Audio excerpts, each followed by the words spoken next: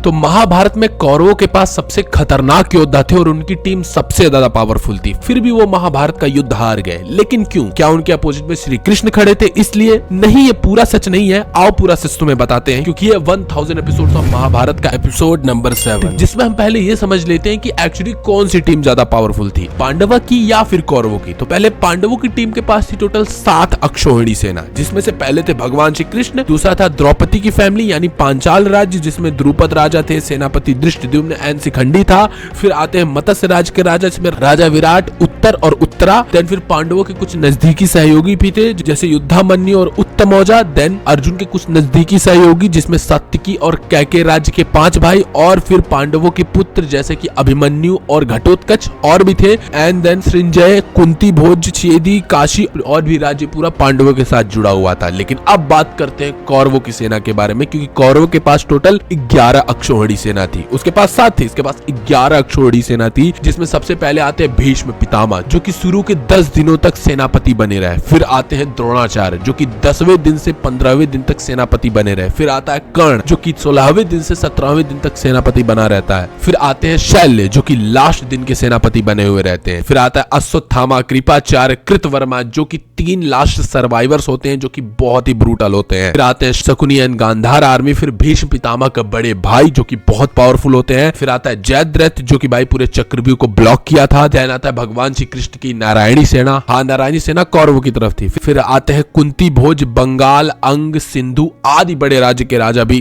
कौरवों की तरफ होते हैं। और सबसे बड़े कौरवों के 100 भाई। इतनी बड़ी आर्मी होने के बाद भी कौरव इसलिए हारते हैं, उनमें 1% की भी एकता नहीं होती है और उनका जो स्ट्रेटजी, इंटेलिजेंट और रणनीति बहुत ही ज्यादा वीक होती है। उनमें से मोस्टली बड़े बड़े योद्धाओं को ये बात पता होती है कि हम गलत का ही साथ दे रहे हैं और कभी गलत की जीत हो ही नहीं सकती, जिसकी वजह से यहाँ पर जो दुर्योधन होता है वो पहले बात तो अच्छे से ना ही कोऑर्डिनेशन बिठा पाता है, ना ही एकता बना पाता है और ना ही किसी का सही से वो यूज कर पाता है। और सबसे इंपॉर्टेंट और बड़ी बात, जब सामने भगवान श्री नारायण खड़े हो तो संसार की कितनी भी पावरफुल सेना तुम लेकर के चले आओ, तुम अगर अधर्म के साथ हो तो तुम्हारी हार होनी तय है।